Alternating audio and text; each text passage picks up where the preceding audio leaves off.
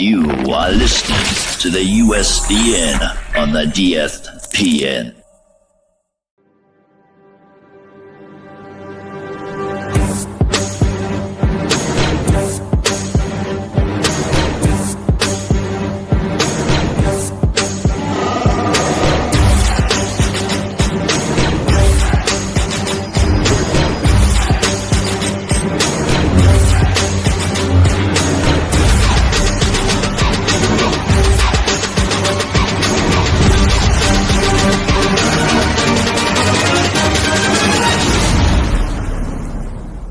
It's a trap!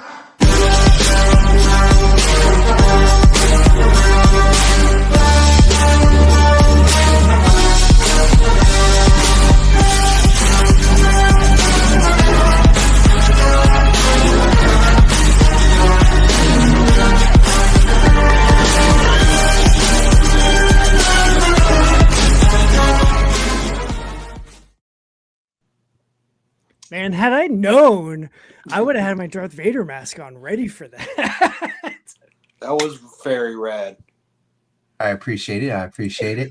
But what is up, everybody, and welcome to the United States Department of Nerds, where we are for the people, by the people, and of the people. Some stories are meant to entertain, some are meant to disturb, and some, well, they are meant to stay with you long after the lights go out. And tonight we open up the first chapter of a 6-part descent, now 7-part actually, descent into horror.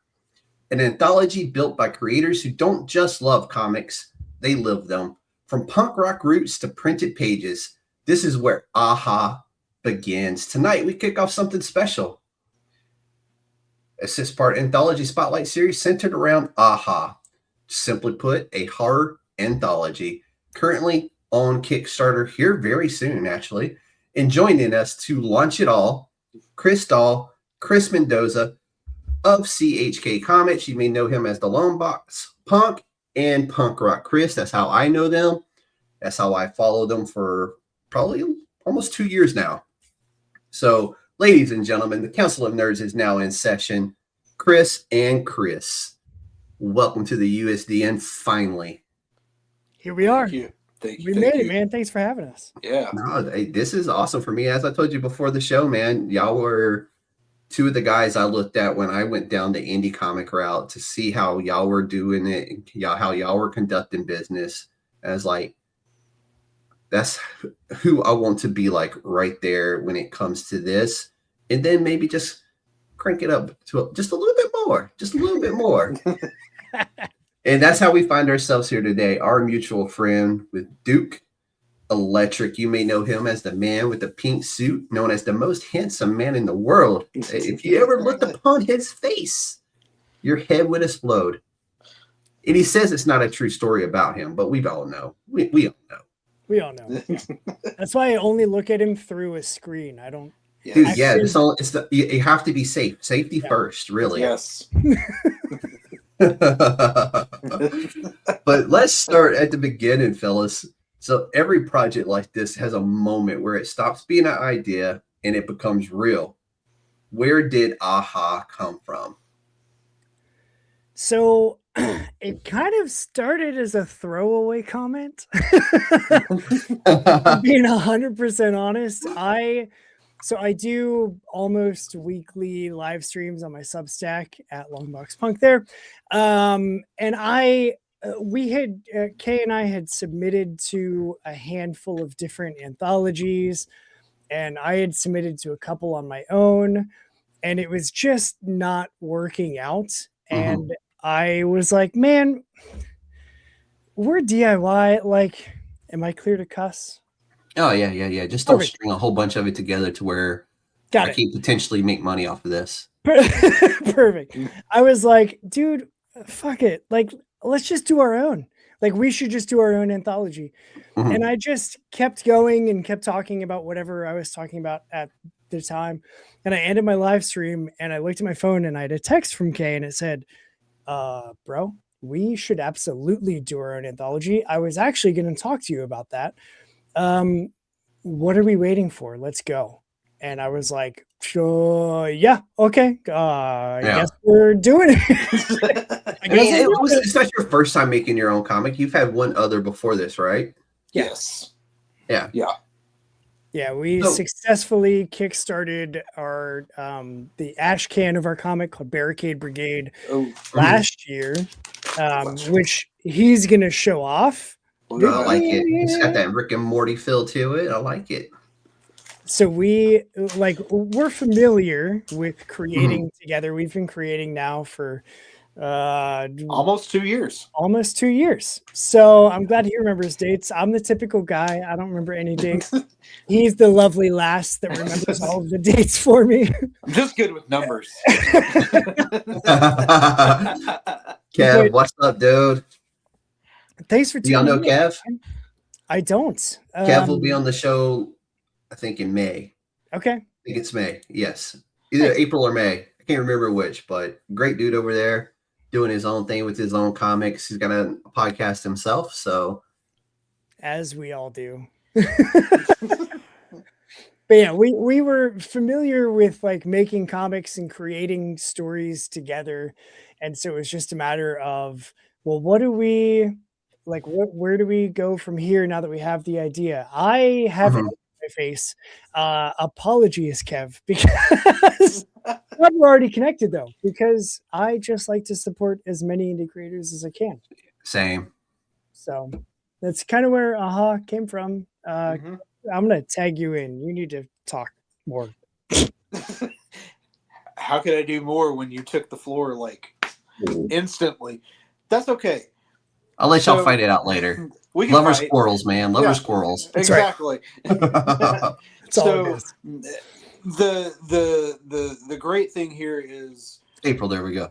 he made that comment.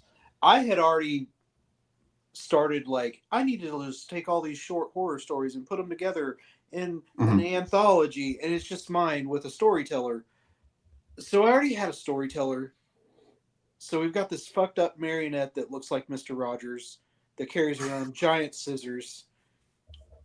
And he is your storyteller. He is introducing these people. And I was like, I'm never going to have time to do this and all these other stories I want to do. So let's just use them. And that was literally where I was at the same day he made that comment. Yeah. I like it. Puppet Master vibes. Yeah. Which, if we believe rumors, we may potentially get a new Puppet Master. I mean, 'tis the year of nostalgia, so It really is. I mean, shit. If we're getting a Sonic 4, yep. we're getting Street Fighter, Mortal Yep. Kombat 2. Yep. Give me Puppet Master, man. Why not? Let's go. Might as well. And we appreciate you, Kev. Yeah, Thanks for following along. We're shooting for 100 pre-follows. So How's it looking right now? We're at 90 the last I looked. That was the last I saw. Yeah, We're going to close. hit 100 this weekend. We hitting 100 this weekend. So hitting 100. I like the optimism you guys have. You're bringing me up. hey, you got to. And I'm a huge horror anthology guy. I there's nothing better than a good anthology. You're getting the most bang for your buck.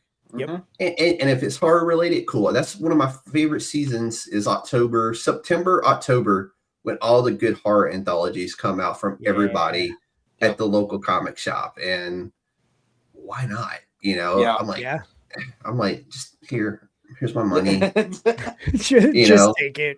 Yep. Yeah. And my LCS knows this. They're like, hey, this new horror. I'm like, okay, cool. It's like, I haven't even told you what it is yet. I'm like, yeah, I know. It's horror though. Just put it in my box. Yep. You had me at horror. I don't care who it's from, who's publishing, who's writing. I'll take it. Exactly. Yep. It's one of those where me and Francisco, we did our big horror book thing last year during Halloween. And we're both like, we really connected over The Deviant. And it's just such a good story. So and then good. the follow-up with Hall 13 or whatever it was this year. Yeah. Or late last year. Yeah. God, it was just so good. The one shot they did. Yeah. It's like a meant to be a prequel, I think, to the Deviant, but it was just so good. Yeah, the whole story, the whole story is Deviant just so good. On its own is just like, holy crap! I can't believe that a story this like deep and twisted and layered exists in a comic book. Like on the shelf next to Daredevil. It's a Deviant. It's like, it really does, because I mean most LCSs put them out in alphabetical order on New Comic Book Day. I know what I was doing. Yep. But like, to be fair, Tinian makes incredible horror. So like, the dude just he's cashing big checks right now. That's for sure. Yeah. But Something Is Killing the Children just getting picked up for live action. Exquisite Corpses, I think, got picked up for an animated series, and he's got one more, I think, that just got picked up as well. So I'm like, this dude's cashing all kinds of checks right now. And since he got away from writing superheroes and he went more independent, working with Boom Studios and Dark Horse and Image, like his storytelling's just been elevated. If you just tell him to write what he wants to write, you're going to get a magnificent piece of work every single time. Yeah. And with the I think it was last year that he announced that his Tiny Onion. There we go. I told you we're getting to 100. Hell yeah. 91. Love it. I feel like it was last year that he said Tiny Onion Studios was expanding into TV and into movies and into other alternative media. So like, who knows what the dude's planning outside of just and the dude's our age. Like he's still a younger dude. I think actually me or he might be a little the same age as us, because I'm in my mid 40s.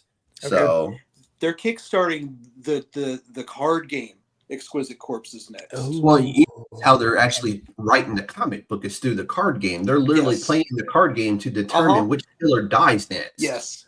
That's literally how they've been writing this story. That's how it started. What? But now we can play. But yeah, I just seen that he was getting ready to kick that off. Actually, think about this though. Mark Spears, his Monster series, started off as a card game on Kickstarter. He kickstarted issue 1 of Mark Spears' Monsters. Kickstarted it.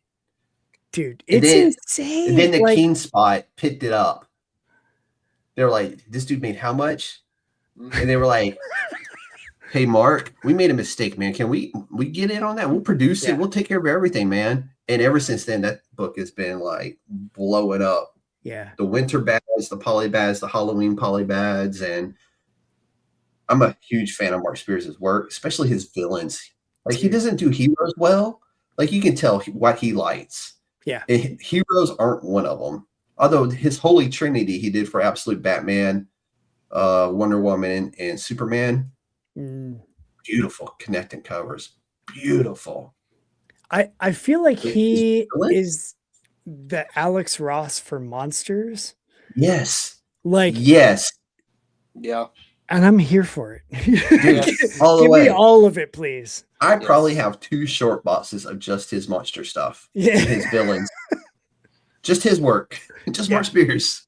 But it's so good, man. It really is. So we've established that this was something that y'all had kind of wanted to do for a while. Now, was it always going to be horror, or was there a possibility of you maybe like, hey, let me sprinkle in some sci-fi, or just like we're straight horror villains and that's what we're doing? And I love that. At least for our first go. I mean, that's honestly part of what brought us together. So it had to. Yeah. When we after that initial like, bro, we should do an anthology text, it very quickly was like, so we're doing horror, right? Like that's what we're gonna do. And duh. And so but instead of, there's some anthologies that are very specific, right? Like that they follow a theme. Yeah, like I just saw one on Kickstarter that's all about teeth, which I think is fascinating. And that reminds me too much of that one movie with the girl and the teeth. Oh my God. Great movie. Great movie. It's a fun watch, but one time. damn, yeah, I don't need Yeah. to watch that twice. Especially high school me doesn't need to watch that. But it's like You fumbled enough at the time, right? As we all did. yeah, I don't need to be worried about that as well. But Exactly. like we were like, why don't we just do horror?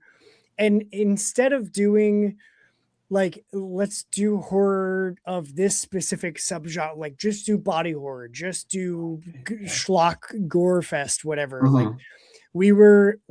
it very quickly became prevalent of let's feature new creators, and instead of limiting them, let's shine a light on whatever story they want to tell in the horror genre. Right. So it can be like we ended up with 8 stories that are all sorts of different genres of horror, but they're all horror. But we, like, as the editors, we're not like telling anybody to rein it in. Instead, we're more so telling them, like, what if you push it this, like, give me 5% more. Give, like, yes, it's cool that you're doing this thing, but like, what if you did it just a little bit more? There's like an lean adequate into amount of blood in that panel, but maybe we can do the whole panel as blood. Yeah, you know? I could take a couple extra gallons of blood. Like, just really lean into it. Don't hold back. And so that's what like editing the anthology has been like for us. Is it's very much just us encouraging the creators to lean in as hard as possible to just get as weird, as dark, as like ominous, as just messed up and twisted, and like that's what we're doing. So instead of NC-17 in comic book. That's right. TVMA, parental advisory stickers, all the things. Got to polybag it.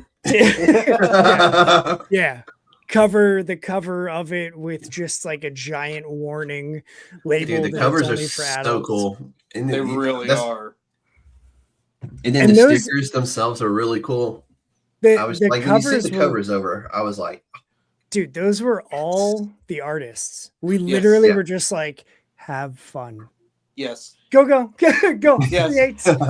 Also do a corner box. Also do that. Make a corner box and also make a cover that is just horror. Go. Yeah. So as this when you open up this anthology, will it be like the cover for that story, and then you read the story, and then there'll be a cover for the next story? Like, you know, not like a traditional cover, but like a cover like for the story. Page. Yeah, like a title page with.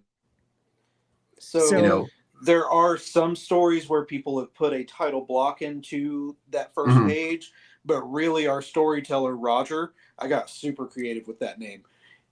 He is that storyteller portion is introducing the creators and the story name. Tales from the Cryptish, the Crypt Keeper type of.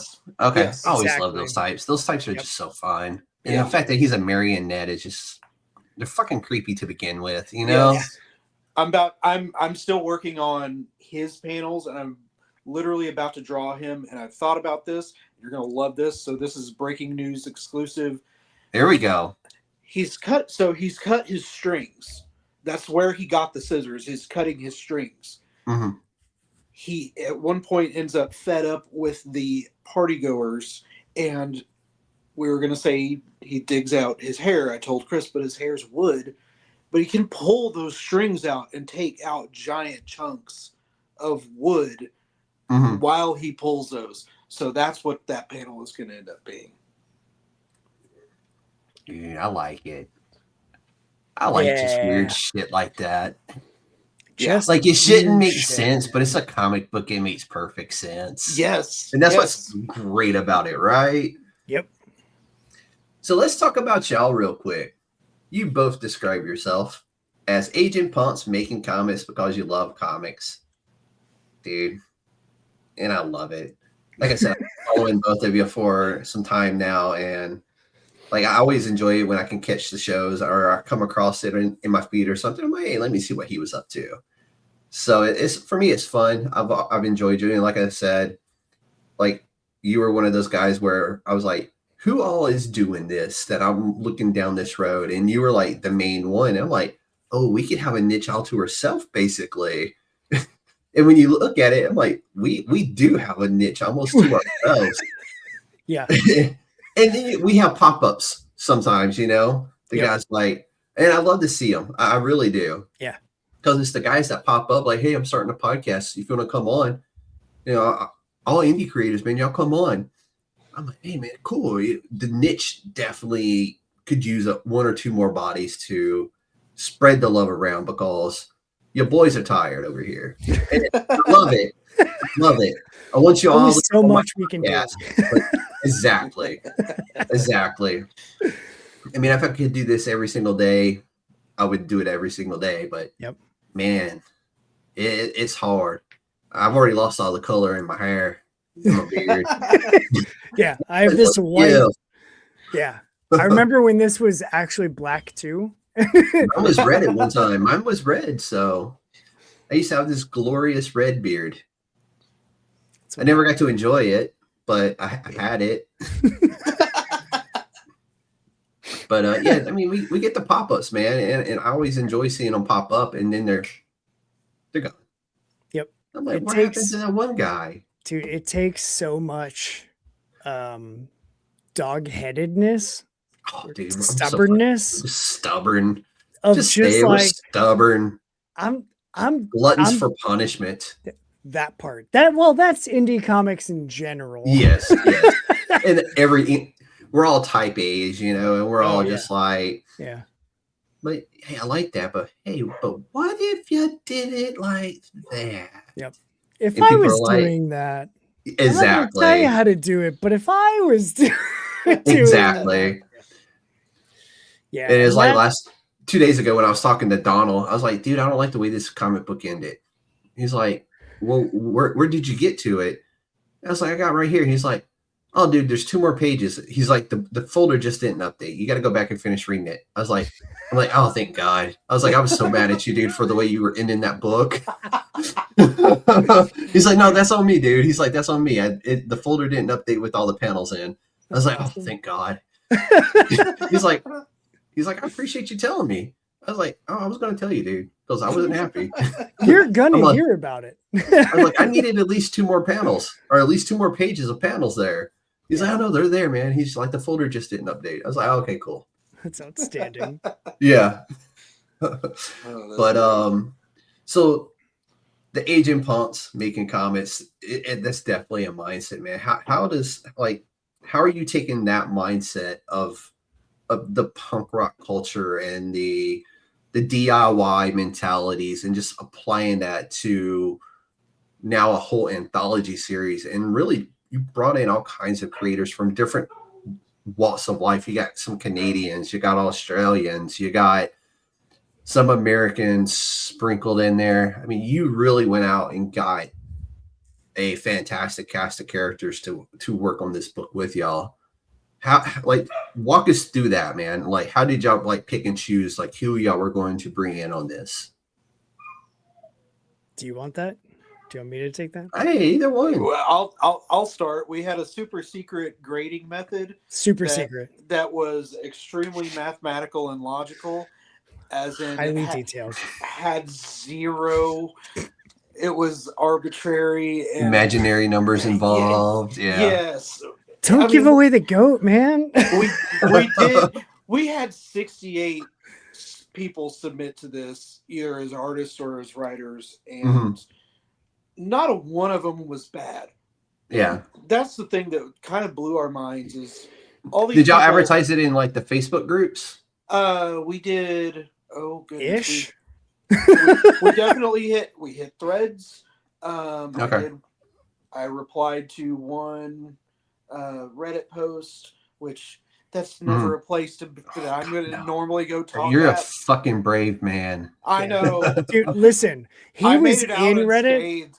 I was like, you got a dick picture in your inbox, huh? I was posting it in different Discord channels that I'm in with a bunch of comic creators. And someone in one of those was like, hey, do you mind if I post this in Reddit? I was like, oh, thank God, please do. Because I'm not going there. Yes. Yeah, post. Yeah. And we actually, I think 2 of our people came from Reddit. Yeah. Which is rad.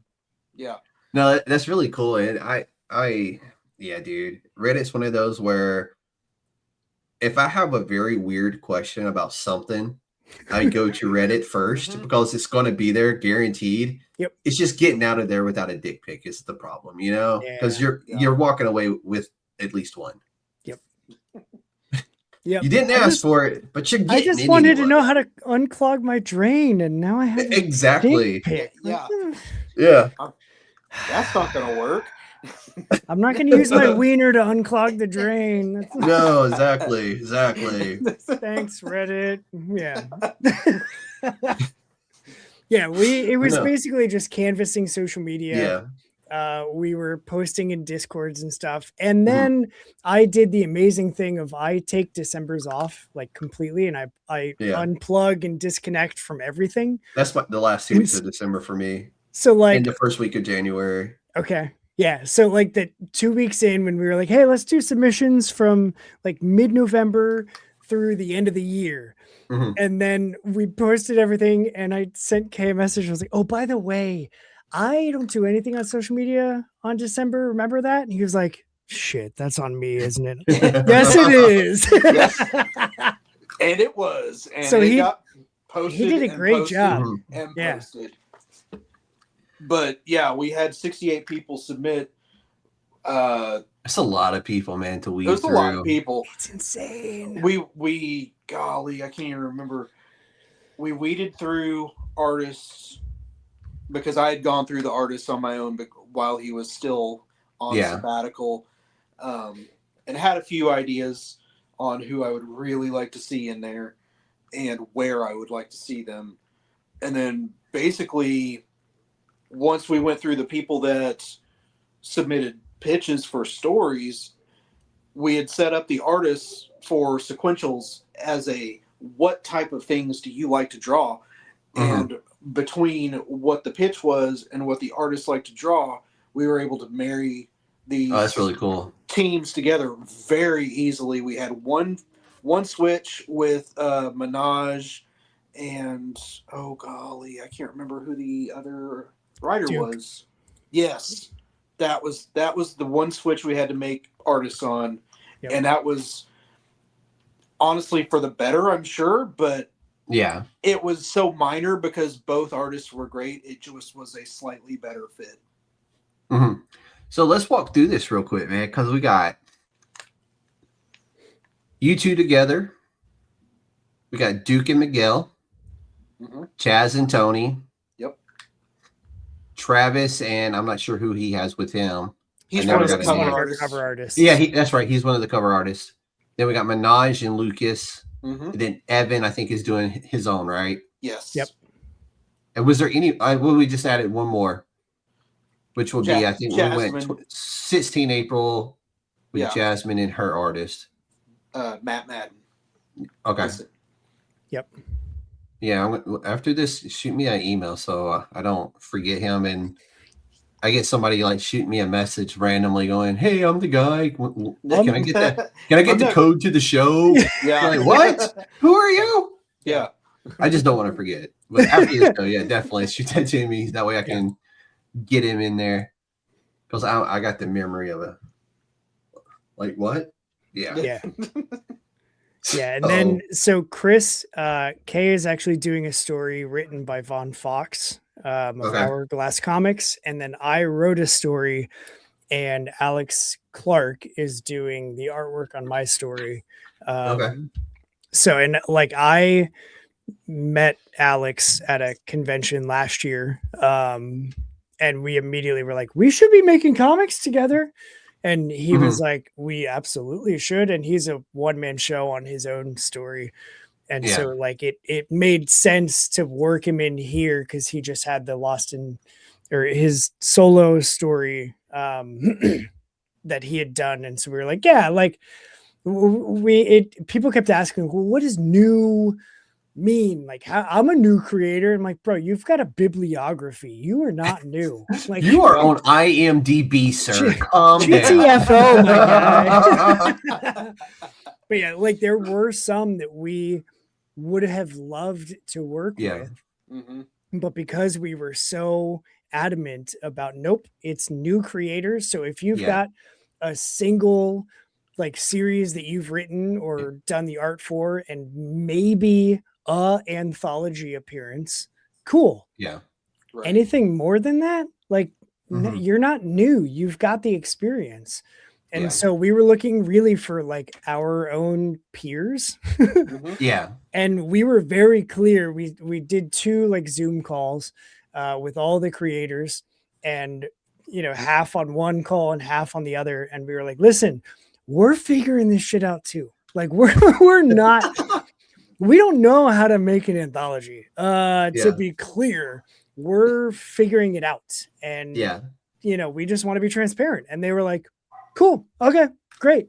We're all And- learning together then. Yeah, Yep. like it's not a, we know how to do this and we will impart Yeah. our knowledge to you younglings.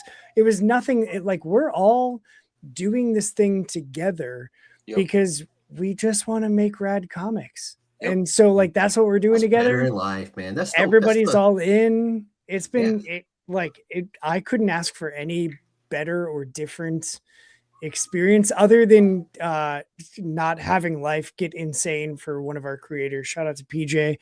Yeah. PJ had to drop out because they had a ton of just life shit explode all at the same time. dude, it, Yep. it happens. To And so it was like, everybody, yo, dude. take care of life. Like this is Yep.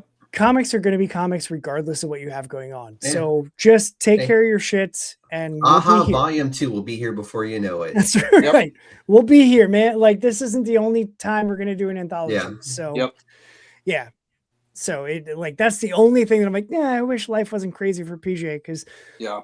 their story would have been freaking awesome to Yeah. It was a include. really good story. But There's always Yeah. later. but also and- yeah, like life. So And Oh, yeah. honestly, thinking about this, we were talking about how a lot of anthologies have a theme or something like that. Realistically, our theme is that they're all new. Yeah. Yeah. That's No, the dude, thing. that's probably my favorite part about this is, I mean, and I know Duke. I know him personally. I talk to him pretty often, actually. Yeah. Like we were just talking about Spider-Man the other day, and like we both seen, Peter falling out of the web, and I was like, hey, dude, this could be a setup for the other. And he was just like, oh, dude, he's like, I just pulled that comic book out the other day and gave it a read. I was like, yeah, that would be a sick horror feature, I'm like, we just did Marvel Zombies, so Mhm. why can't you give us the other Spider-Man, which would Yep. just be absolutely sick in my opinion. Yeah. Mhm. So, but yeah, we had a whole conversation about that, and then we were like, right, talking about something else, like Comic-Con is a thing, because I think Toronto Comic-Con is this weekend as well. He's like, I'm not even going to get to go. I'm like, you're not missing nothing, most likely, man. But no, so I like it. First time creators. Was that somebody's cat? That's my cat. Yeah. Your cat has a boom to him. Oh, God, it's precious. Right. I'm a cat guy. I got 3 of them. So, Nice. like, anytime I hear a cat, and I'm like, kitties. Can I pet it? Exactly. Oh, he's so pretty too. Yeah. I got a long hair. He's a Maine Coon mix. I got That's what he is. yeah, beautiful cats, man. I love Yeah, them. they are.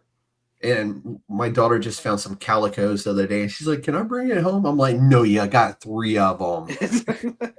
No, And then we you got this- absolutely can't do that. Just I Yeah, want to make sure you hear I'm saying no. Don't bring it home. exactly. If that was me, then yes. Yeah.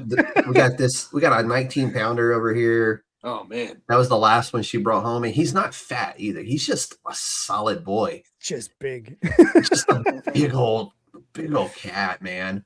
And So then we my got cat- Evie, who is our baby, my little princess, who comes in and she's like, "Hey, Dad, give me my massage." And she sit there and you get her ears, you get her face, and she's just like purring, just like drooling on herself. And I'm just like, That's I'm like- fantastic. wipe your lips. There we go, girl. But yeah, she drools on herself. She snores like she's cutting trees. That's awesome. That is fantastic. What's See, this my- here? Mm-hmm. Oh, Oh, bro, no, we're not. I'm sorry, dude. No, they're trying to sell you a consultant. Oh, Oh. sweet. Yeah, I would love for you to fuck off, actually. That's why they're getting blocked. In And I'm pretty sure spirit- this is the same person who just sent Paul Iza an email the other day saying, "Hey, I've seen your appearance on this podcast. I can Oh do my this, this, and God. this for you." And when they're coming back to me going, "Hey, do you know who this person is and why they're emailing me to my personal accounts?" Which means they had to go find him, find his personal email through his social media, and then email him. And then it comes back to me. I'm like, I do not work for any type of consultations. Matter of fact, if you want a consultation with me, I will give you a consultation all day, because that is kind of what we do here. Yep. Yeah. But yeah, it's- no. In they the can spirit of piss off. DIY, like we're doing everything ourselves. That's Yes. kind of what DIY means. And And it so, completely like- undercuts what I do here. You know? Yeah. Yeah. Like, no, they can take that bullshit someplace else. No Yep. offense to you. You're probably a great person. You're trying to earn your money, but You're hustling. don't bring that bullshit on my channel, on my page, to my, I don't want to call you clients, you're my new friends, Mm-hmm. with that kind of shit. We don't Yeah. do that here. It's like you're trying to undercut me, and I'm not charging. So what are you doing? Right. Yeah. I'm trying to promote indie comics, not freaking. You're trying to take money from people who make indie comics. Yeah. Like we're not making any money. Right. We just want to produce our book, man, and print our book. Like, come on, dude. I love when I get those emails anytime I set up a pre-launch page. Oh, dude, And I yeah. suddenly start getting like flooded with emails of, "Hey, I work for this consulting firm, and I would love to talk to you about your pre-launch." So there's page." some Blah, good blah, ones blah. out there. There really is. Like Backer Kit, they are good people. They work with Kickstarter directly. Yeah. And that's what they do is Kickstarter promotions. And they're fantastic people. I've never heard anything bad about them. But this kind of shit, because I'm pretty sure that's the person right there who emailed Paul. And it makes me look bad. And I don't want to look bad. If I'm going to look bad, I'm going to do it on my own accord. That's right. I'm perfectly capable of making myself. I- Give me I've been making 5 myself look minutes. bad for 40 years. Fucking 44 years, man. I think I can Yeah. do this on my own, okay? Yeah. Yep. Oh, dude. It just fires me up, man, because it's like the most disrespectful thing ever. You want to pitch your client, pitch yourself in the middle of my show. Yeah. Well, we're trying to talk about AHA, all right? And I Yeah. love that name, dude. Where the Thank hell you. did that name come from, first of all? That's another question. I got to get that one out there. Where did it come from? So we're simple people. And we And like wordplay. and we were talking about, so we're going to do this horror anthology, and it's going to be CHK presents a horror anthology. And I was like, well, hang on a second. Horror anthology. What if we just call it AHA? And then it's literally an acronym, and it stands for Dude, a it's horror freaking- anthology. Freaking brilliant, man. That's marketing 101 right there. There it is. It's And done. it's so easy to find too on Kickstarter. Like Oh, yeah. so easy. 3 I letters. keep- You That's can't what I mess like it up. too. Like if you don't like when people are like, "Hey, I'm doing this Kickstarter," and I'm asking them like, "Hey, can you send me your links? Can you do this? I need your Yeah. social media. I need that." And they're like nickel and diming me on stuff, right? I'm like, let me go to Kickstarter and try to find it myself, and I can't find it for shit. Yeah. I'm like, what is going on here? Yeah. How many other comic books can be named this? And there's like 12. Yep. I'm like, okay, but which one are you? I'm like I'm double cross checking names. The Like, oh, that's the one that creator. Yeah, that's the one that emailed me. Okay, it's this one. It's this Yep. one. Let me get that.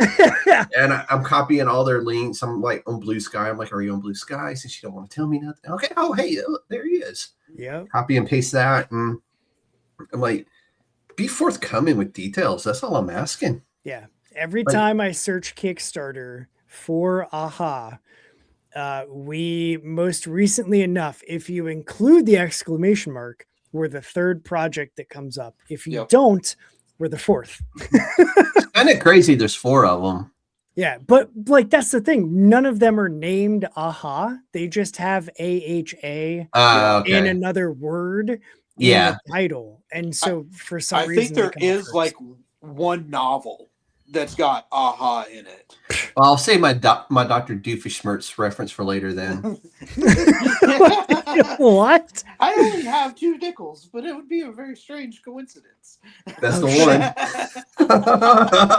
one.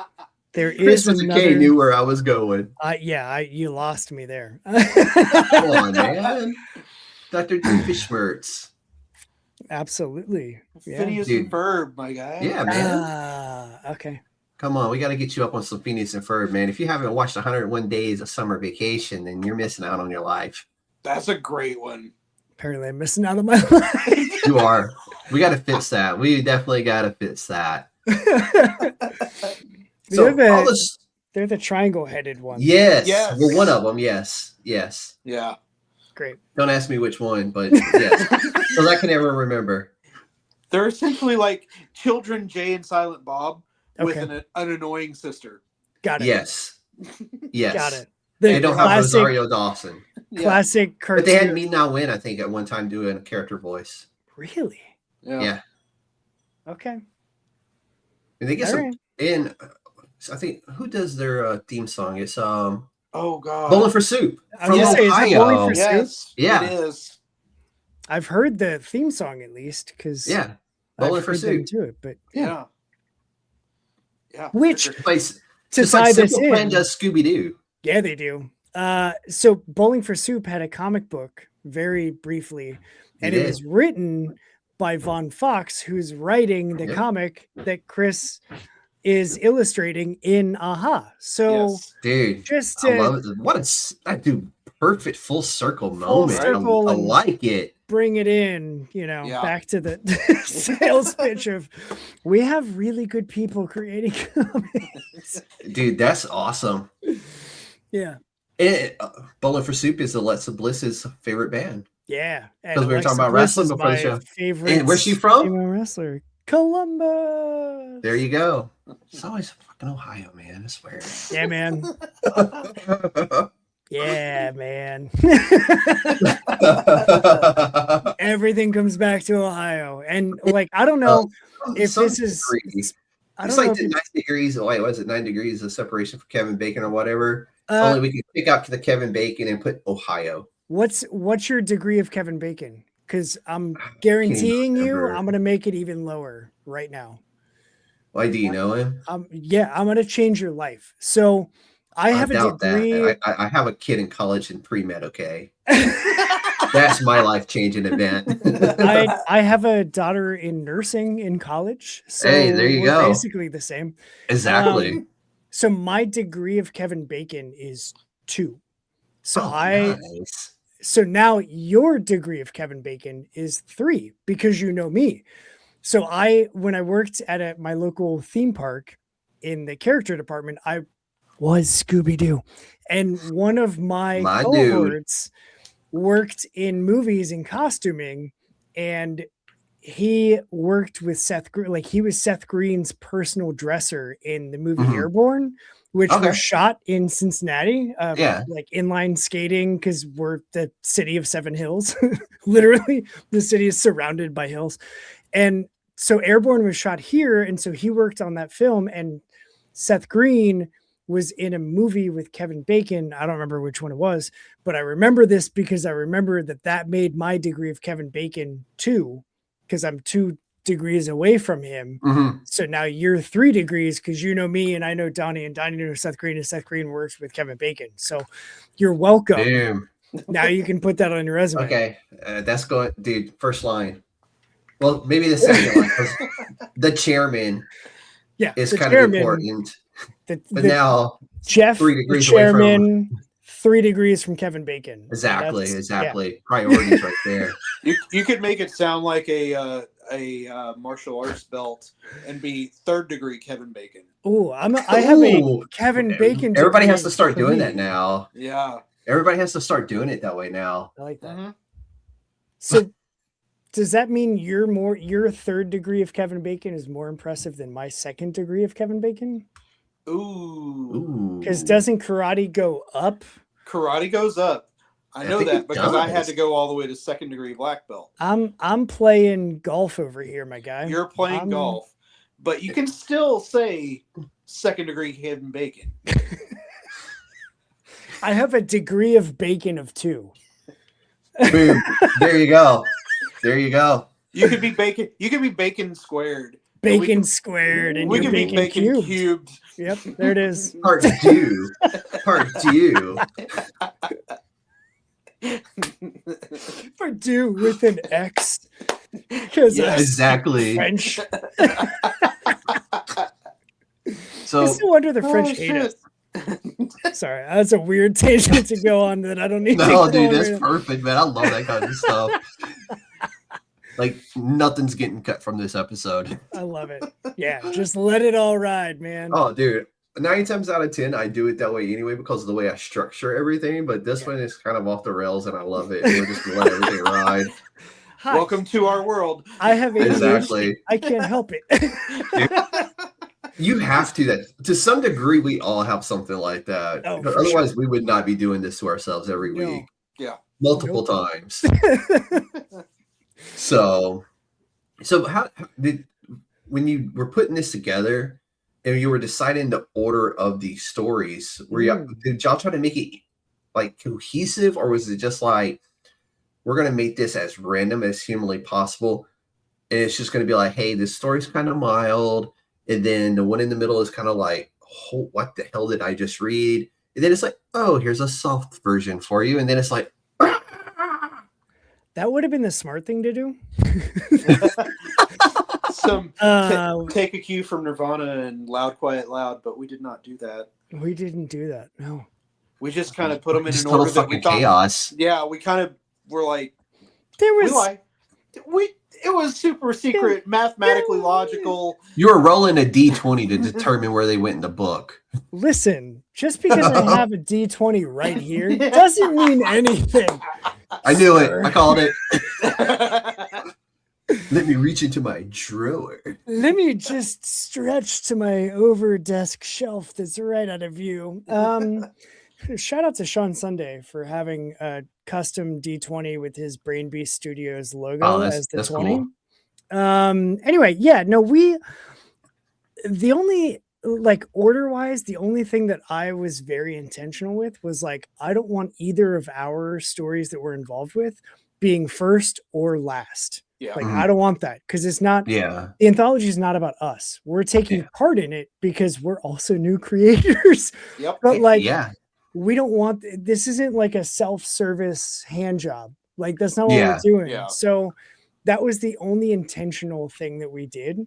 And then from there, it was like, okay, so if we're like middle-ish, like there was a little bit of conversation, but really it was like, I feel like this one needs to be last.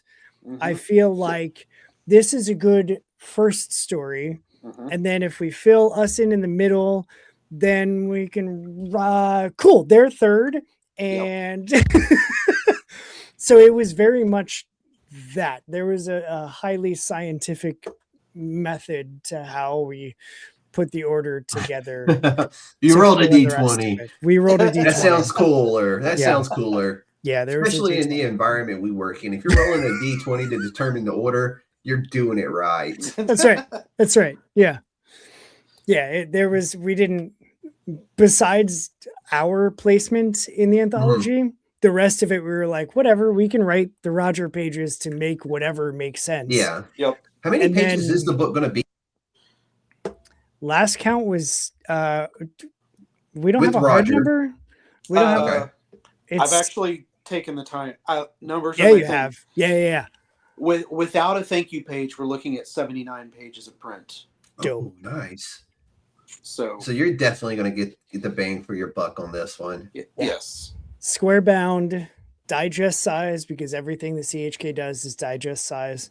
So you can easily fit it in your back pocket and take it with you on the bus, on your commutes, on your bike ride, whatever. There's something about the digest size that's just the perfect. Yeah. You want to scare a mammal while you're flying from Atlanta to LA? You open that fucking thing. That's how you do it. Yeah.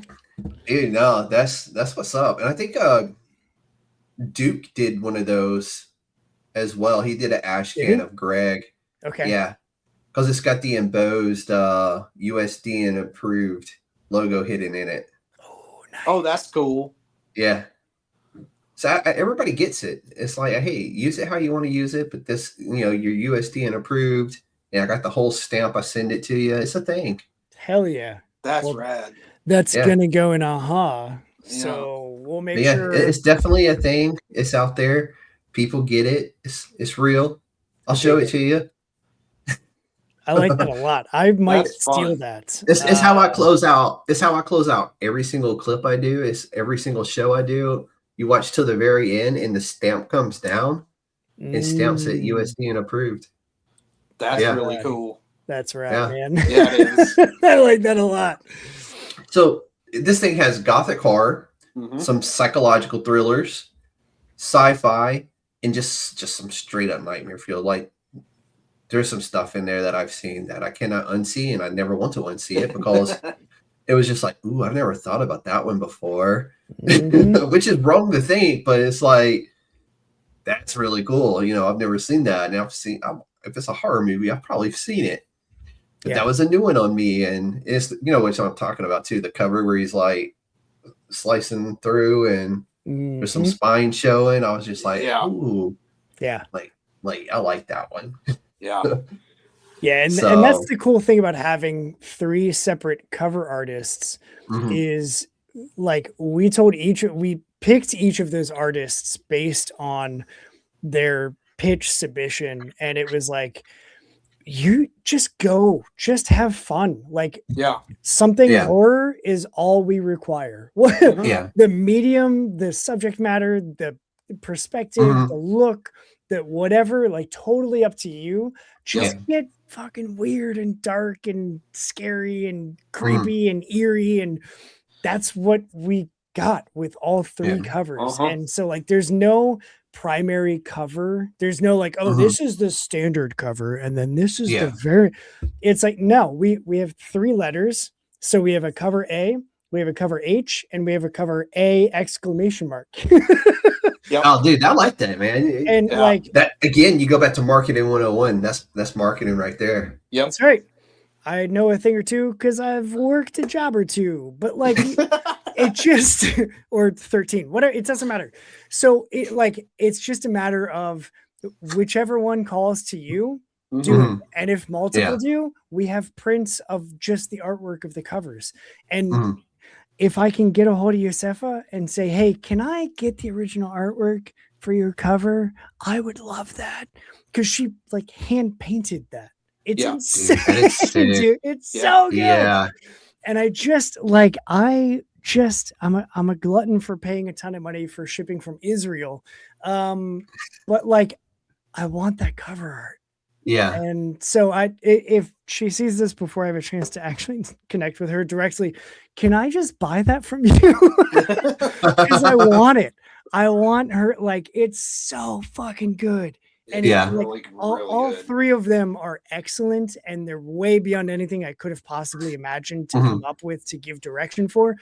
But like, man, there's something about a hand painted watercolor like sea monster with a cult doing sacrifices to this it's so good, man. It's like every time like when Peach Momoko drops something new like that, and it's all watercolor and traditional, and I'm like, yep. In an age of AI and computers, give me analog, give me painted, especially water. I will always love watercolor. Dude, like and if Peach Momoko's name is on the front, just take my money. Yeah, man. Yep. Yeah. 100%. I don't even read that book, but it's Peach Momoko. Yeah, it doesn't matter. Yeah. Totally get it. Totally get it. It's like, it's like you see a Scotty Young cover and you're like, and there's a David Nakayama cover next to it. Damn. Yeah. Like, Scotty, I remember that time you were in Northern Kentucky and the volunteer that was working your con table, and someone mistook me for you because you were working a panel. And this guy came up to me and like poured his heart out to me, thinking I was Scotty Young. Oh, And Yeah. it And Scotty's broke. just sitting there coloring. Dude, Scotty was in a panel, so I was just Yeah. like standing next to the table, and it broke me to be like, man, I love what you just said. I'm not Scotty Young. Scotty would love it too. By For the a way. half a second, I considered just rolling with it and being Yeah. like, oh, thanks, man. Like that means so much to me. Like that's cool as shit. But I could see him like talking to his other table mate, who's another vendor. I could see him talking and like looking over and like getting up and just being anxious and all the things. Yeah. And so I let him do the whole spiel. And I was like, now that you've practiced it, when Scotty's done with his panel and comes back Please to come his back and table, do this again. you can tell him and it'll be so much better. Like, dude, Yeah. it's going to land with him, man. Like, Yeah. please. I mean, Scotty's a good dude, so yeah. He is. He gave me a couple prints just for standing at his table. And I was like, dude, Yeah. I just was randomly assigned to your table. So Like, did you read Lovesick? Yeah. From Luana Vecchio? Yeah. So she was at the Comic-Con I'm going to tomorrow last year. And like I kind of knew who she was. Like I've read Lovesick, great book. I have it in floppies and I have the hardbacks in both. Oh, nice. And both Doll Parts and Lovesick, a Doll Part story. Or Doll Parts, a Lovesick story. Yeah. And you meet her and she's like the sweetest little, I think is she Italian or French? I can't remember which. I think she's Italian. Yeah, but she's like this super tiny little human being, and she's just like, you wrote something very sick and very twisted in such a delightfully amusing way. Yep. Like, what's really wrong with you, though? Really? Yeah. Because it's like, because when you see her and you see the book and you read the book and you're like, 2 and 2 is an equal 5 right here. Yep. But it's like so good. And I had to get them all signed and I got the poster, I got the whole nine. And because how often are you going to get a chance to like actually meet her? Right. Yeah. It's like Tula was there as well. Tula Latoy. Oh, She's of course dude. from the UK. Yeah. And she had her like she does a limited print of art books every single year. And they're only about yay big, but it's all her original work. That's awesome. And like I really wanted that. And I have like so she had just released a couple of covers from her, a couple of books from Image, and I think one from Boom Studios. I think it was her cover for Hannah Rose May's story, Exorcism at 1600 Pen. Oh yeah. And I was getting that signed, and it was another one on Dark Horse that had come out around the same time. So I had these books to get signed, and I look over and there's her art book. I was like, is that what I think it is? She's like, were you looking for an art book? I was like, yep. She's like, then that's it. Is that the new one or the old one? She's like, it's the new one. She's like, and then she pulls out the old one as well. I was like, just give me both. Just tempt me with a good time, Tula. Okay. And Teeny Howard was there. Teeny Howard was there, unadvertised. She's like, I've been advertised the whole time. She's like, you're not the first person to say that. They didn't advertise me on the website, but I've been booked the entire time. I'm like, well, they did a really poor job of advertising it. I'm like, do you know who you are? You're freaking Teeny Howard. I don't know if you know who you are. I'm like, you literally wrote some of the best Rick and Morty issues out. Yeah. She's like, yeah, I know. And I'm like, I didn't bring any Rick and Morty with me. And she's like this? I was like, give me that. I was like, yep. Take it. So yeah, so I had to literally like buy that off of her, but I was like, I would rather buy it and then like not take this opportunity to talk to her and get her autograph. And I think J. Scott Campbell was there, so I got some Ninja Turtle stuff signed as well. Nice. Very cool. You gotta get his Ninja Turtle signed because he's like, when I see Ninja Turtles now, it's like I immediately go to him and some of his covers he did for The Last Ronin. Sorry, I got slabbed Last Ronins over there. That's why I was just like, I don't want to brain fuck this. I know what box it's in. It's not even in a box. It's literally just sitting on the shelf over there. Oh, nice. Yeah. And well, that was not one of his covers, but that's the Purple Rain cover. So, which I forgot what the limit was on that one, but it wasn't a lot of those produced. So when I got the chance to get that one, I was like, yes. Jumping. Nice. Yeah, exactly. So what would y'all think was the biggest challenge in building this anthology?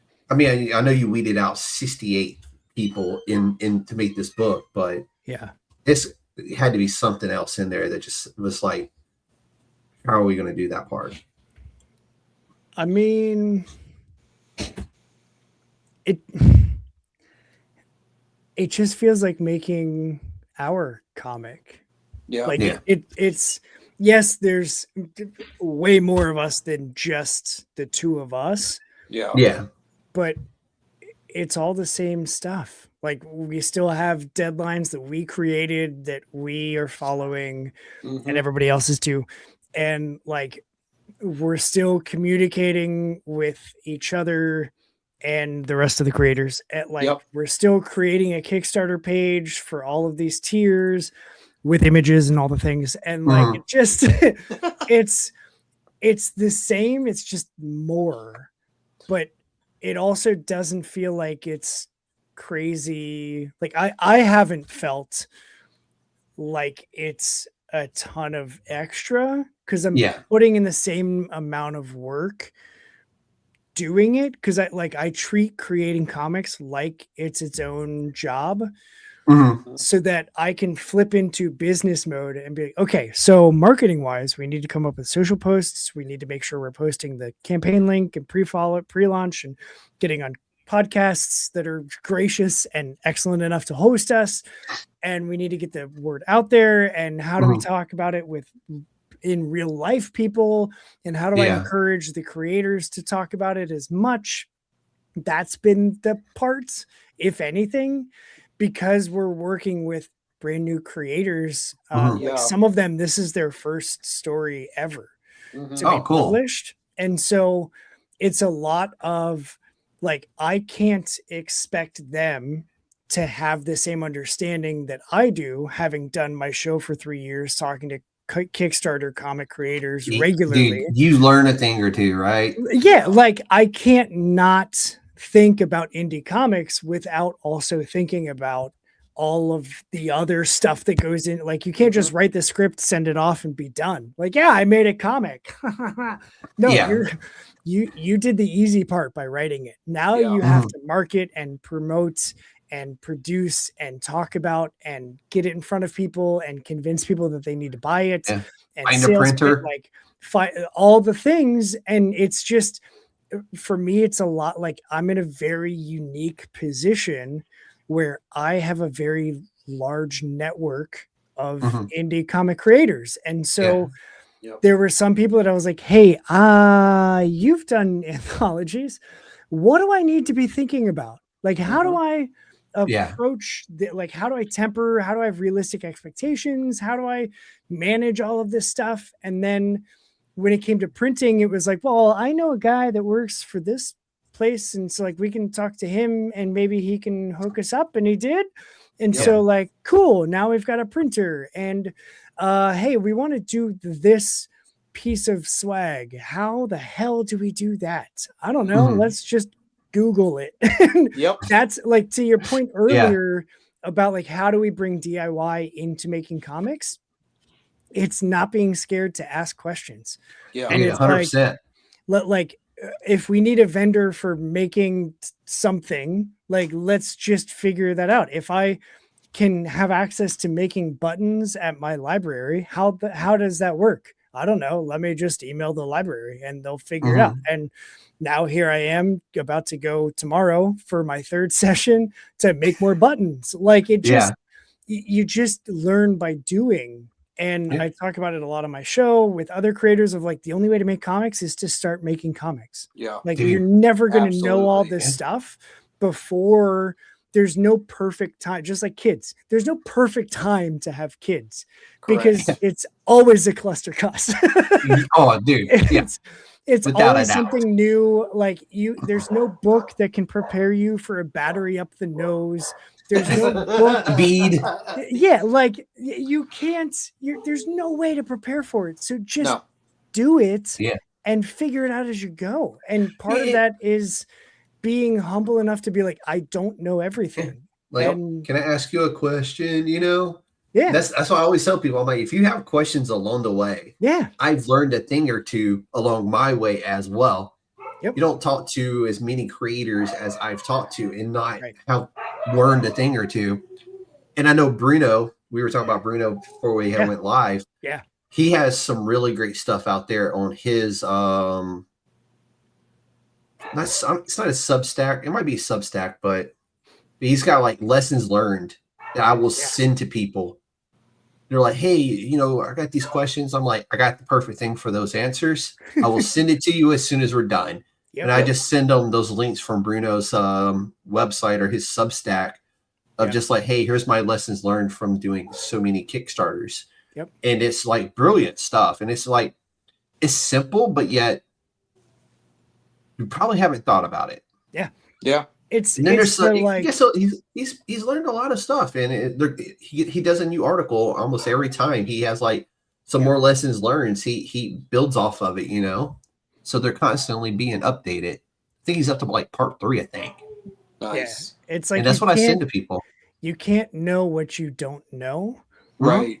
And so like the only way to figure out what even the right questions are to be asking, like, does page weight matter when you're printing? Like, do I need 60 pounds? Do I need 80 pound? Do I need 30 pound? Like, I don't fucking know. Right. So like, why does page weight matter? And then suddenly you know the question to then start asking people like, hey, what is page weight? Like a single page doesn't weigh 60 pounds. What the hell are we talking about right now? Yep. And then like you learn by talking about it. And it's not until you start getting into the weeds of like, oh, I need to make sure that for print, like my color profile is CMYK instead of RGB for digital. And like those things matter. And I didn't understand why until we started doing this. Cause then I had like the creators were giving us those questions like, hey, when I export my image files, does that need to be a TIFF or a GIF or a PNG or a and I'm like, dude, I don't fucking know. But I did. And he was like, got it. Yes. Yep. Give me this file format. Give me this color profile. And I was just like, yeah, what he said. What the hell does that mean? It's wild because when people jump into this, they don't take that into calculations. Yeah. Yep. You know, for like, oh, I'm going to have to make this decision and I don't know what it should be. And this is one of those cases where I wouldn't go to Reddit for it because you're going to get like 50 million answers and they're all right. Yes. Yeah. It's like, how do I write a comic script? Oh, there's 74,000 different ways to write a comic script. Exactly. The right way to write it is however it makes sense to you and your collaborator. Correct. Yes. That's the right way. The right way is to start every writing. artist is going to be different. Yeah. Some artists you can just say, hey, here's my story. Yep. And they're going to go, okay, cool. And they're just going to start working. And some are going to come back and go, hey, in this one scene here, you say this. Yeah. What way are they looking? Are they facing the east? Are they facing the west? I got to know because I need to look up where the sun's going to be. Yep. And you're like, you're weeds and seeds in. Do you have visual references? Like, are we talking like marble countertop, steel countertop, like just regular polished wood? Like, what kind of countertop is it? Because that could matter later when they're chopping body parts on it for if the wood is warping or not warping. Because is it water soluble? Like, what are we talking about here? And you're just like, oh my god, I don't know, man. They're just chopping legs on counters. Like, I don't know. And move that scene to the bathroom and use the bathtub instead. Yeah, y'all haven't even brought up the fact that how that's laid out, you're also affecting the speed at which that page gets played out. Yep. Not just for the artist, so like how many panels need to describe how this thing is going, how big do the panels need to be, but also how fast is the reader going to read this page? Yeah. I mean, there's so much. Some artists really need a lot. Some, especially once you get comfortable with each other, you can really they know. do these things. And that's kind of how we are at this point. Yeah. Yeah. Some artists. I was gonna say by some artists he means him. Yeah. and by some writers he means me. Yeah. Because I'm like, okay, so picture it, right? You've been to a music festival. That's what I want. Yes. Mhm. 2-page spread. Go. Yes. And And that's he's my like, direction. Okay, yeah, all right, Yeah. sure, yeah. Yeah. Got it. Fine. Not a problem. And then that's what's really cool. It's like you could tell people who have worked, like you look at Tinian, Weather Deladera, they've been writing together for years and years and years now. And you, like he probably just says, hey, here's the script, and Weather goes, cool. Yep. Got it. He goes to work, you know? I But- love looking at like Lemire and Sorrentino and Oh, yeah. they're because they did like Old Man Logan, they did Green Arrow, Yep. they did all the Bone Orchard mythos together, they did Primordial That is together. such a good series. Like- so underrated. All the Gideon Falls, which is incredible. And like Sorrentino's layouts are so just like batshit crazy Mhm. that I can't help but be like, how in the hell, like, what does that script look like? That Sorrentino goes, oh yeah, okay, 74 pixels of squares to show one picture, but behind those is something completely different Mhm. because subtext. And I'm just reading it, and I'm like, what? No, how did Yeah. what? And it's And the Bone because, Mythos was so good. dude, I'm still waiting for Starseed. They were Yeah. supposed to release Starseed. This is my current gripe. I am, because I went back and I was like, they had another book planned after 10,000 Feathers Yep. and the Passageway and Tenement, and it never came out. And Mhm. so I went back to like the original Lemire's like first Substack posts, Tales from the Farm or whatever, and I found the graphic that had all the planned titles, and I was like, yeah, Starseed, which was supposed to take horror into space, which is my favorite subsection of horror, is like, it was supposed to come out, I think, August of last year. Yeah. And it just never did. And But I they feel slow like, rolled that entire series, though. 10,000 Feathers was a very slow roll. yeah, But God bless, it was worth every single weight I Oh, had to dude, do for it's every so single good. issue. that's one that like I picked up the floppies and then I bought the hardcover because holy shit. And I have all the floppies of Gideon Falls, but when I eventually get money somehow, I want to get the 2 deluxe hardcovers of Gideon Falls to just have like, it's so, oh my God, it's so good. And I just like, I look at books like that Mhm. of like modern horror that are just doing it right. And Mhm. I'm like, why does that work? Mhm. And I'm constantly, because my background is in broadcasting, and so I'm constantly like analyzing why things work and why they get an emotional rise out of me. And when I'm looking at movies, it's like, oh, well, they're like, if you use effective soundscapes like really well, then it's going to get me every time. And it's like, it's not that I get scared. It just raises the hair on my arms. It does. Oh, And that's what it's meant to do, right? It's meant to just kind of like give you the goosebumps, and you feel the hair on the back of your neck stand up the proper way. And even comic books can do it too, man. Yeah, dude. If I have made it my personal mission to read as many classic horror comics as I can. Dude, And there's like so from many. Vault of Horror to like the Phantom Stranger, I have Yeah. found I freaking love those. the old Ani like- Press stuff, the old cat, well, Yeah. Ani Press is doing it right now. Like Yeah, they are. when they Oh, came yeah. back out, they were just like, we're coming out and we're going balls to the wall. Yep. Sit We're not back just into your doing one. seats. Yep. Yeah. Buckle up, And- Buttercup. Their sci-fi stuff is on point. Yeah. Mhm. They had their first spin-off with That was vampire, that was um, Sorrentino's something Oh, blood, God. taste of blood, steeped in bloodbath. no, it was as a female writer. It was her Yeah. story from the like Catacombs of Torment. Yes. It was like a solo running story within it. Mm, And then it ended, and then they started the Catacombs of Torment actually is the second one. Yeah. And then they're like, hey, for the first time ever, we're going to yank this character out of this anthology and we're going to give her her own story written by Corrine is her name. See, I Can't know they remember her did that last name. because Google. Blood Type is the one. Blood Type. Yes. So Sorrentino is doing the artwork for that one. Yeah, and it's written by Corrine something. Let me Google this real quick. Starts with a B, I think. Of course, it's giving me like actual Yeah, blood types.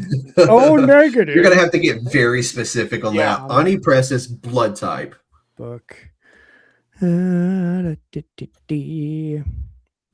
Creative team: Corinna Bechko. Yeah. Bechko? She's so good. Yeah, I got the free comic book day issue that came out last. Did you? With that? Yeah. And I was just like, oh, this is so good. And then I got the first issue, and I was like, you know what? I'm just gonna trade weight it. No, I couldn't. I could not. I got every single issue of Blood Type the moment it was rolling out. The same with Tini Howard's. Was it Tini Howard that did? Oh God, what's the name of that book now? I'm not going to look it up because it'll take too long. But her solo series that she had done, The Female from Hell. Oh God, Marian Heretic. No, she's doing that one right now. That's the current one. But that one's so good too. God bless, that's so good. Oh my God, this is going to drive me crazy. I'm sorry. No, you're good. Where is my? And I may be off on the name too. Is it no? That's DC. The Sirens. There's no Heretic. Power Rangers. Harley Quinn. Trades and hardcovers. Punchline. No. Oh, Punchline's good, but no. It might not be her series. I might be completely off on my my writers too. And I don't know why I keep opening up the same out like 5 times in a row when I'm trying to go to Instagram. That's great.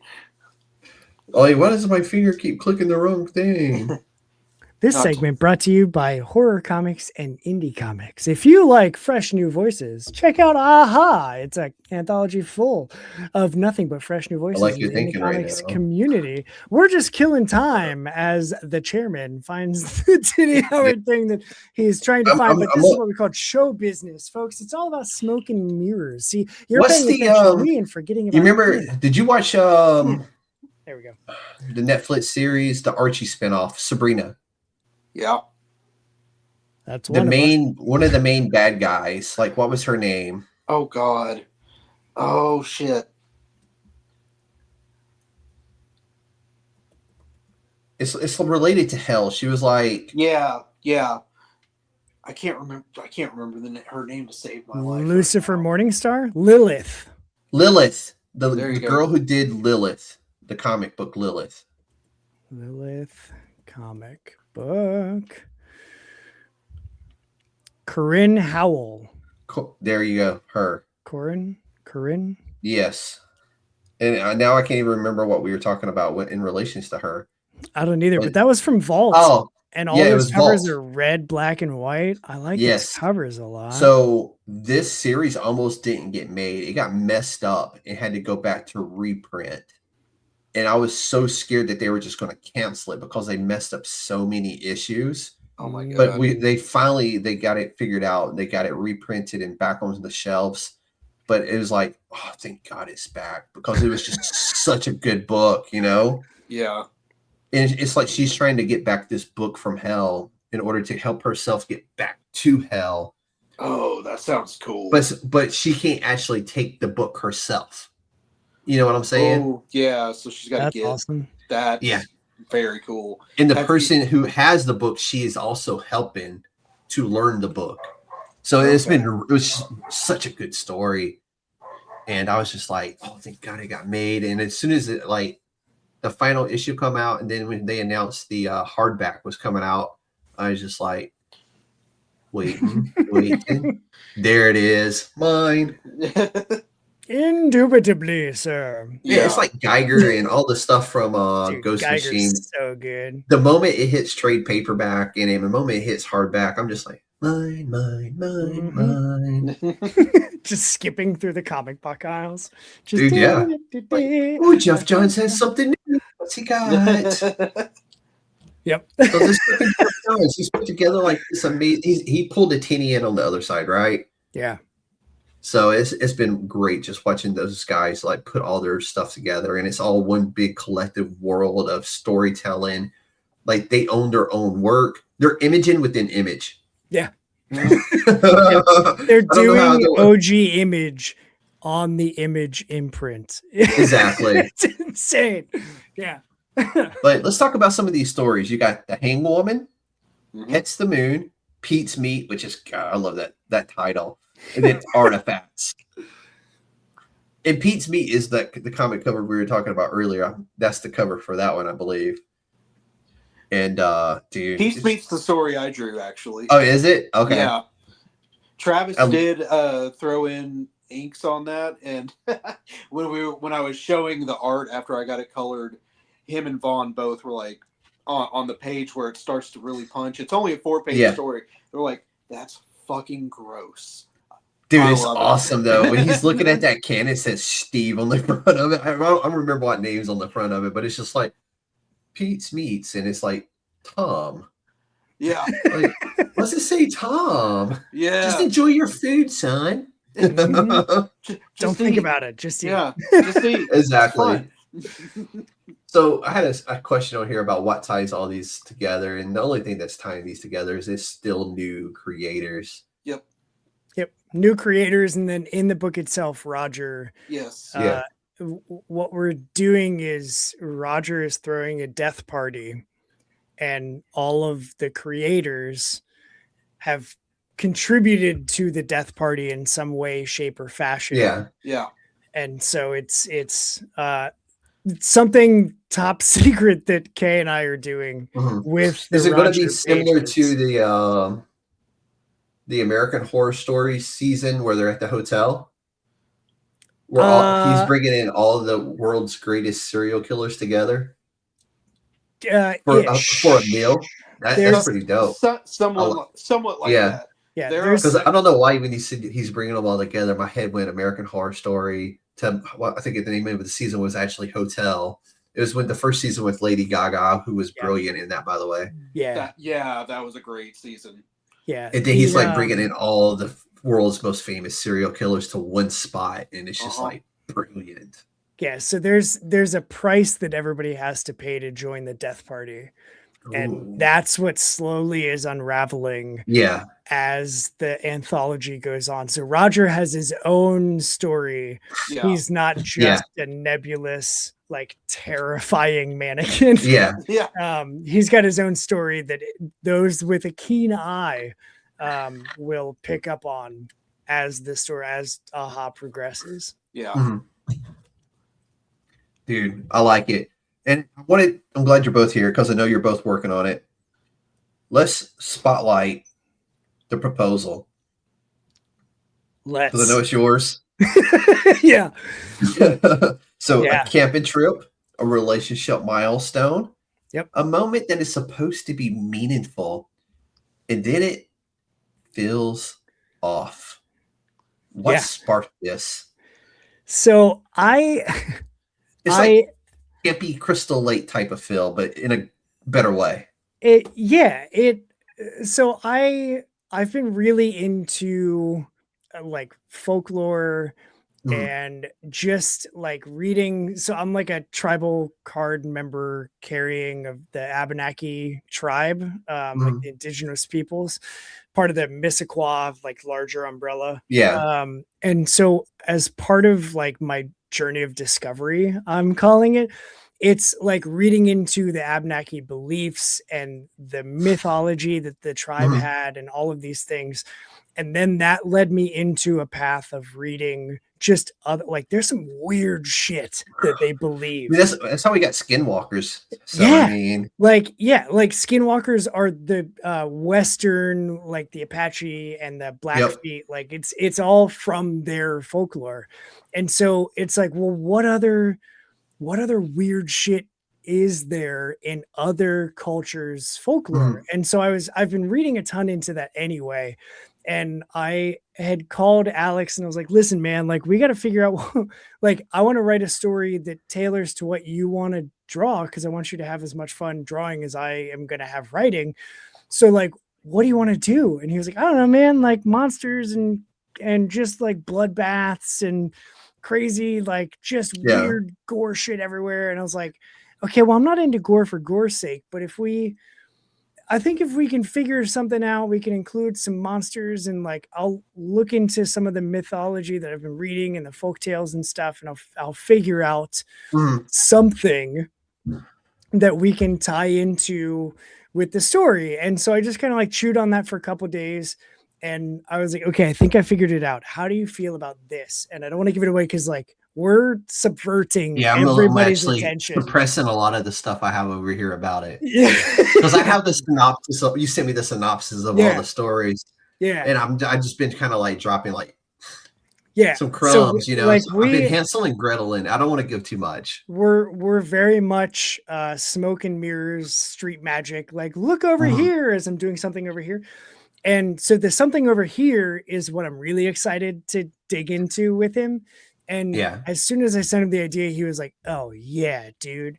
And so I hadn't written anything until my wife and I were driving to Florida for like a very quick beginning of the year vacation. And so we drove down to Florida in January. And as we were driving through the Appalachian Mountains, she had taken over because I was just exhausted. And I slept for a little bit. And then I woke up and I was like, oh my God, I have it. And I like I brought my sketchbook with me and I wrote the main bones of the story as we were driving through the Appalachian Mountains. And that was just the inspiration and the setting that I needed. And it just like everything just came dumping out. And I literally like took pictures of each page synopsis and I sent them to Alex and I was like, here's what I just came up with. And he was like, oh my God, yes. And so like I know that doesn't give any details for anything, but it really was like, how do we tie in?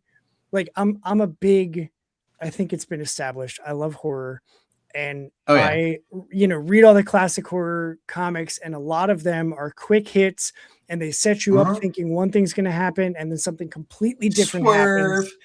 And I wanted that. Whose house? And so I wanted to give them a swerve. And so like I was writing something and it was like, oh, it's a like cutesy love story. And and then like this thing happens and you're like, oh, that's weird. I'm uncomfortable with that. And then something else happens and it's like, oh my God, what the hell? And like, and then the final panel happens and it's like, oh, you mother father. And that's like, that's what I wanted to capture. And I'm real excited about it. I love the story that I came up with in the 8 pages. And seeing the preview work from Alex already, I'm just like, yes, dude. Like every time he sends me a page of pencils, I'm like, yes, dude. Like, yes, keep pushing that further. Like, keep going. I'm not going to ever tell you that's too much. Maybe draw. If anything, like not enough. Like, give me more. Give me more. Give me more. You're at 8. I'm thinking 11 here. Yeah, I would really, but ours go to 11, man. Yeah, and so that's where, as much as I'm willing to give away, that's where it all came from. No, that's perfect, dude. Because like I said, I got the synopsis of it, and I'm just like, I can't wait for this one. And it's like, and it's one of those where it's one of those where the guy's driving down the road and he picks up a hitchhiker and he's like, "You're not a serial killer, are you?" Like, no. What are the odds of it being two of us on the same road traveling at the same place? You know? Yeah. Yeah. But start bringing this home. So for those watching right now into horror, maybe they're just into indie comics and they're discovering this one for the first time. Why should they back AHA? Oh, they should back it because they're making brand new creators have a place to be seen and read, and they are literally giving people a dream come true. You're putting those creators, you're putting their book in their hand, and that is something that cannot be duplicated as far as experience. You know what goes hand in hand with that? The United States Department of Nerds. It's like 2 peas in a pod. 2 peas in a very dried out, wrinkly, decrepit, slightly blackened pod. Yep. Isn't it adorable? I am middle-aged now, as my daughter likes to tell me. We got some white around the edges. We're slightly moldy because we've overstayed our shelf quite possibly, life. yes. Yeah, exactly. Yeah, no, and that's what I love about this as well. Is like it's indie creators, and everybody who's tapping in with us tonight and stuck around and has been watching this. There's 6 more of these episodes coming. Yeah, and that's what I love about it. Is I'm getting to take everybody on a ride, one at a time, through this anthology. And thank you so much for doing that for us. Like, dude, you sent the right person to seek my help. Yeah, shout out to Duke Electric, the best looking man in indie comics, because just never look him in the eyes. Holy shit. Save your family an open casket. Just never look him in the eyes. Yeah, to add to what Kay said about like making dreams come true, the tagline that we've developed for CHK is that we're fun, we're fresh, and we're borderline ridiculous. Mm-hmm. And like we are doing everything intentionally to make a fun comic that is a horror anthology full of fresh voices that are taking big fucking swings. We didn't say no to anybody's idea. None of them were like, maybe not do that. We didn't say no to anybody. It's purely been an encouragement from us. Mm-hmm. And the fun that, so Kay and I are the two that are doing all of the Roger pages. Yeah. And like, we're doing stuff with Roger that is it like the tagline came from Roger because it was like, dude, this is borderline ridiculous. Yeah. Dude, and we both were like, oh my God, that's perfect. Like that's what we're doing. Like we are fully aware that we are indie comics. We are think about it though. The Crypt Keeper himself was just an absolutely ridiculous character that got over so well. Yeah. Yes. It's the commitment to the bit. And we're committing 100. All of our chips are on the table with Roger, and like we're going. Imagine if Elvira quit, before that character like took off the way it did. Yeah. And now she's a cultural icon. Cassandra Peterson is just like a phenomenal human being in real life, and it's like if she wouldn't have stuck to the bit. To this day, there would be so much stuff that we didn't get to experience growing up in the 80s and 90s that we would have just never got. I mean, the Toxic Avenger would probably have not been around. Yeah. And many more that I possibly like her stuff with Pinhead, just all that. Just we would never have gotten that. And that's just to me classic cinema at this point. Like, which is weird that I just called it classic cinema. That's my childhood. Yeah, exactly. I mean, let's be serious. We're all classic people now. That's right. That's right. We are vintage. We are the vintage variety. It was a good year. Yes. Yeah. 82. Yes. Yeah. All that to say, AHA is the culmination of 2 crusty DIY punks that just are making comics for the sake of comics. Mm-hmm. Like we're not. What other way is there? Right? We're not Yeah. in this to make a ton of money because we're not going to make any money. We're not in this to like do the attention grabbing, whatever, because who cares? Like, we're genuinely, and I know that it's easy to be like, man, what's the catch? We don't have a catch. There is no subtext. It is, we started this with the intention of how do we raise and bring other new creators into a scene and into the fold and give them something that when they table their first convention, they have a book that they can say, yeah, I have a story in this book. Do you want to buy it? Yep. Like, that's why we're doing this. And so anybody that backs it, it sounds cheesy as shit, which is easy for like, oh, red flag. They're backing someone's dream. Like, you're supporting these creators, making a thing that for the first time they can go, this is mine. Like, I'm in this. This came out of my brain. Pages 12 to 14 are me. I created that. And that's something that no amount of drugs can match. And like the endorphins that get released when you get to hold the thing for the very first time and be like, holy shit, I made that. Like, I created that. There's no better feeling.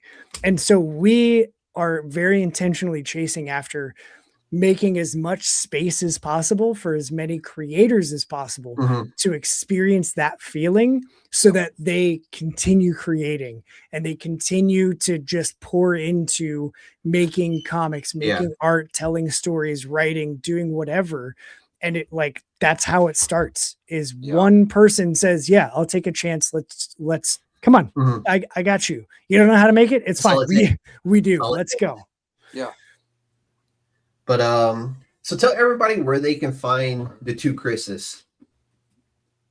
I'm easy. I'm at Longbox Punk everywhere, So easy. except for TikTok. I don't TikTok and I don't Snapchat, but I Substack frequently. And as much as I would love to get away from Meta, I'm on Instagram regularly and Threads. I have a Blue Sky, but it's there. I don't know. We just had a conversation there last night. What are you talking about? YouTube is where you find my show. If you want to hear from other creators similar to like you would hear here on the United States Department of Nerds, I talk process. I'm a process junkie. I love to understand how things work. And it's part of why I started making my own comics. Which is cool because you do the process side, and I literally just try to take people on the journey of that creator to how they got to the book, and then how the book was made, and then like I'm a journey guy and you're a process guy, which is so cool. Yeah, like, dude, there's a space for everybody in indie comics. Really is. That's what's beautiful about it. Kris with a K. Yes. Where can they find you? I am Punk Rock Kris, 2 Ks together, never 3. There's 3 in there, but there's only 2 together. Pointing that out very clearly. Very clearly. Just Instagram, Threads, Blue Sky, TikTok. You can find it in my link tree. Facebook is pretty worthless for me. I'm rarely there. So if you're finding me there, we better be real friends. But yeah, all the things. If you go to my TikTok, you'll find me talking about what books I picked up. You'll find me talking about books that we're making, like Aha, currently on Kickstarter, waiting to launch next week. You'll live on Longbox Punk. There you go. Yeah, you'll find me making process videos of me doing drawings with usually punk rock in the background. As well it should be. Yeah. Because you can't have a name like Punk Rock Kris or Longbox Punk and not have punk rock playing. Yep. Like, it would be sacrilege. It would be. Tune in and hear One Direction play. Their greatest hits at this point. Yeah. Listen, unashamedly, there are some One Direction songs that I will get down to. You keep up with the secrets. That's how I am, man. I can't help it.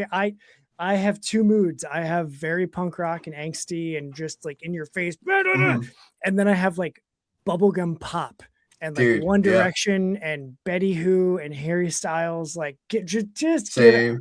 I don't even care, man. Give it all to me. I'll take it.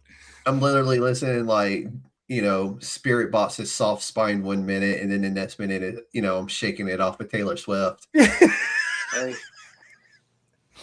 Yep. Yep. Some new Backstreet Boys. As much as I hate to admit this, and my wife will be proud of me, they've got some really good stuff.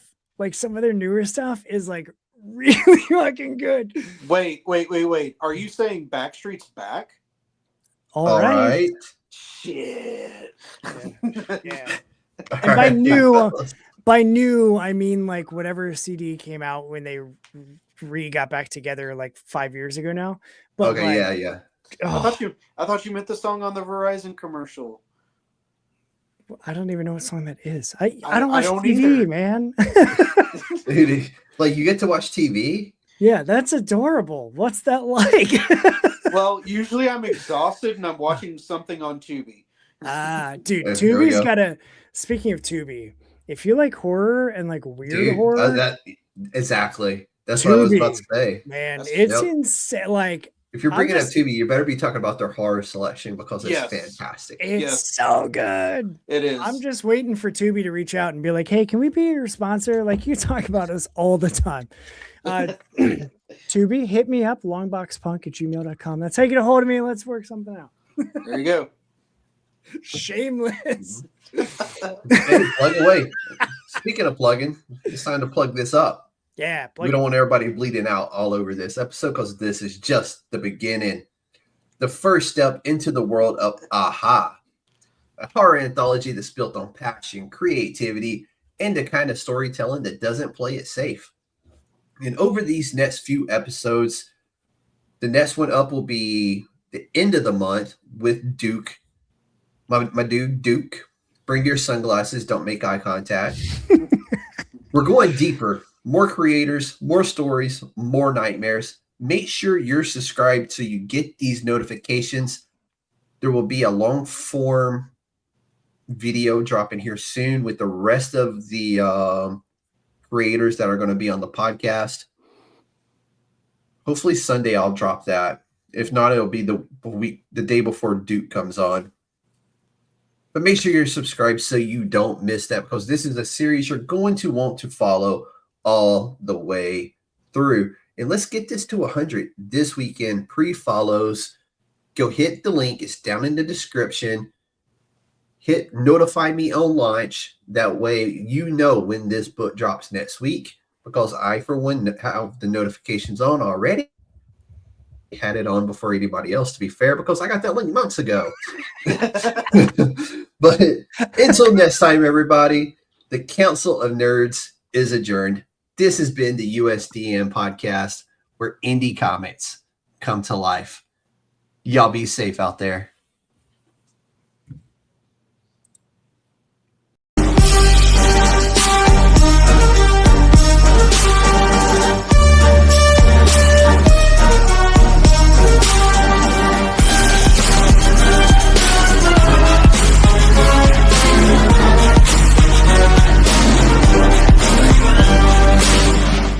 It's a trap!